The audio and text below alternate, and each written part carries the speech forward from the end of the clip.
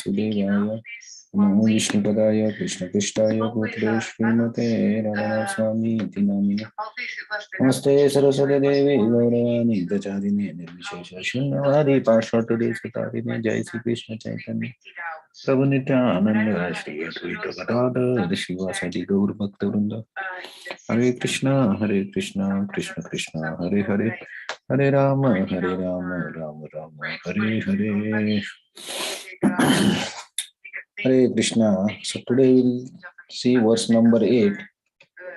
And Krishna starts explaining about the three types of foods, austerity and charity.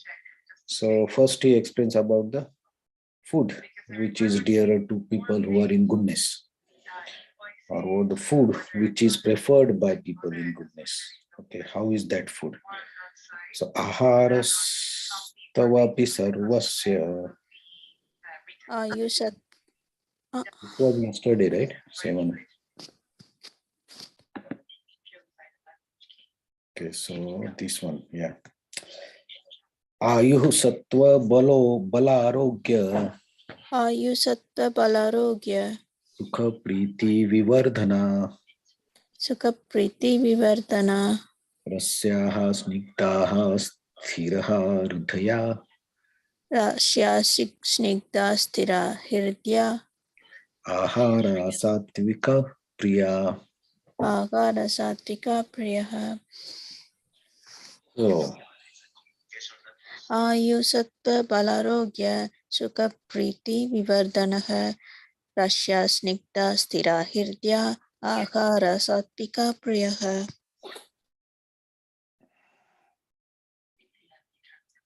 okay. Translation.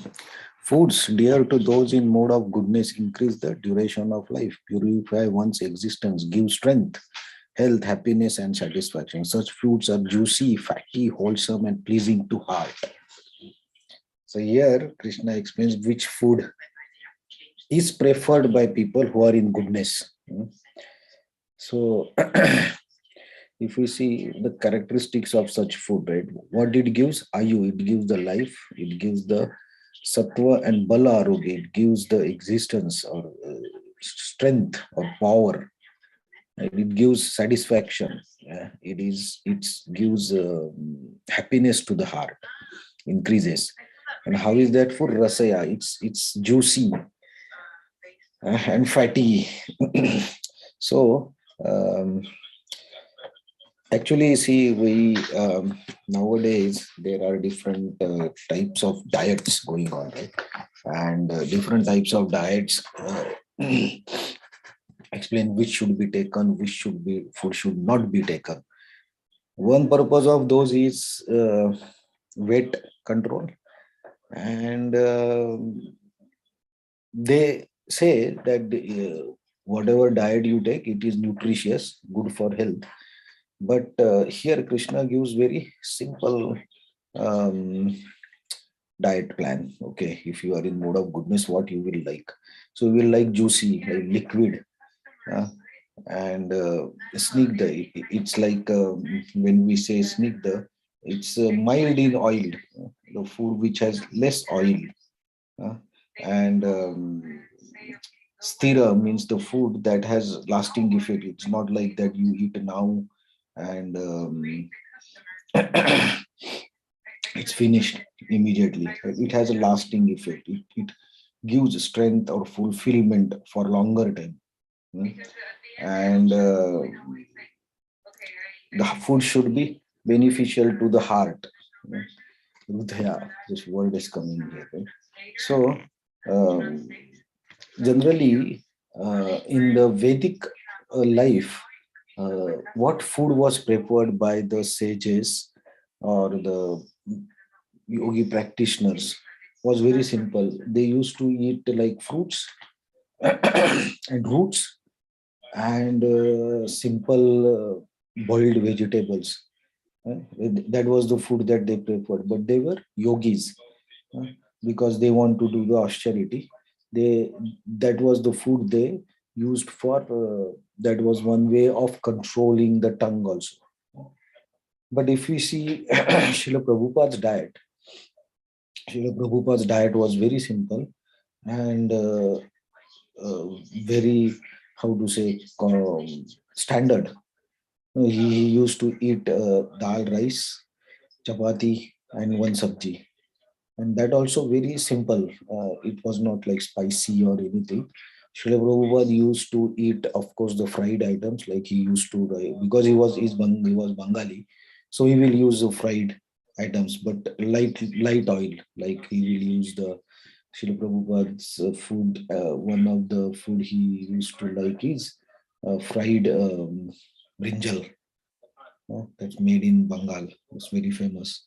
And then Srila Prabhupada used to eat sweet. So if you see the choice of food that Srila Prabhupada took, it had all these qualities. Prabhupada rarely took dry items. It was always with liquid, and like gulab jamun or any other sweet. It was with ghee, which is snigdha. Snigdha is got or fatty. Generally, it's translated as fatty, but snigdha means which is mild in oil, uh, but it has ghee. So actually, ghee, people say that it's not good for heart or body, but from Ayurvedic point of view, ghee is very good for the body and heart and our liver and breathing also. But the which ghee like is the pure ghee, not the mixed ghee. Pure ghee is available in India, and it's cow ghee actually. That is very good for heart, and it is recommended that when you take rice and dal, you put ghee on that. Uh, So that oil in form of ghee is essential for the body. Mm. So this is the type of food that a person in sattvic bhav will like. Will not like dry or which is too much of oily. So that explanation will come in the next verses, like who will like that kind of food. And also here we see the food that is hridaya, astira and hridaya means that gives pleasure to heart, means it's when you eat there is satisfaction while you eating. Sometimes you get that satisfaction. Means we can understand that while eating this food I am feeling satisfied, I am feeling happy to eat this food.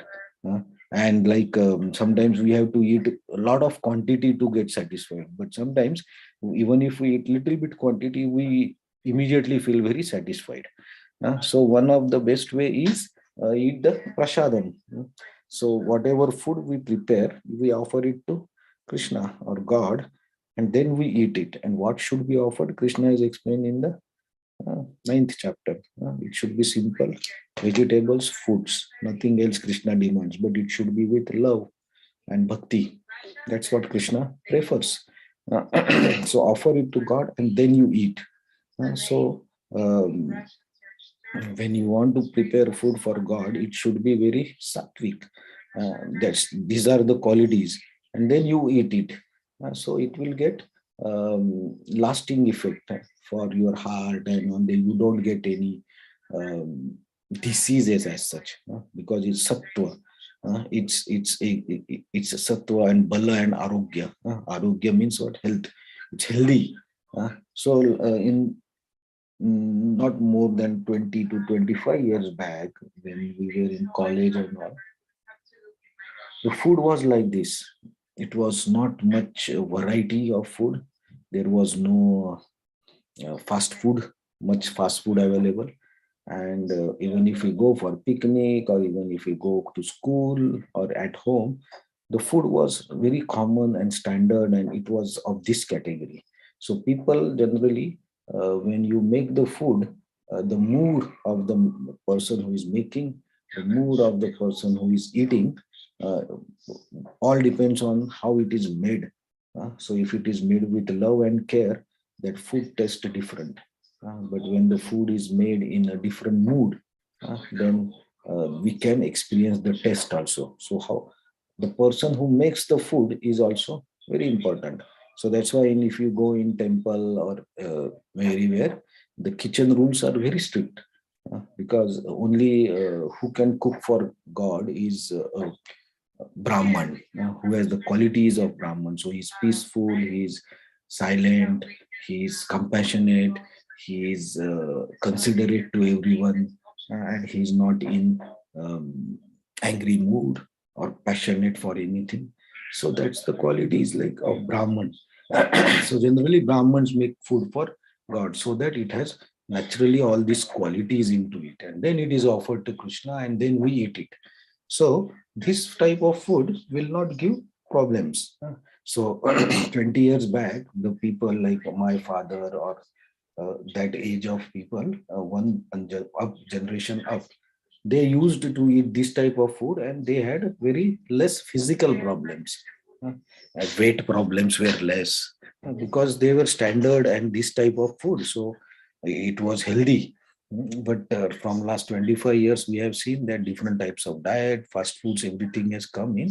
And the standard food, generally, if you eat like this, then people will say, what you are eating, this is not tasteless and this.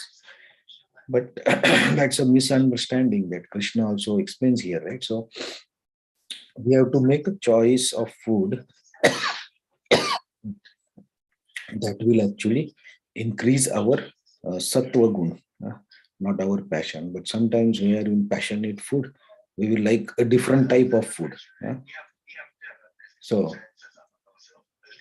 so we can experience what type of food we like in which mood, and that actually helps. So today we saw mood of goodness, what food we will like. So next verses will explain about passion and ignorance, what type of food we will like. So actually this we can discuss tomorrow and day after tomorrow together, how this helps us to understand what mood we are in. Okay. So thank you very much. We'll see tomorrow about the passionate food. Hare Krishna. Thank you very much. Thank you, Hare Krishna. So any comments, anything? Okay.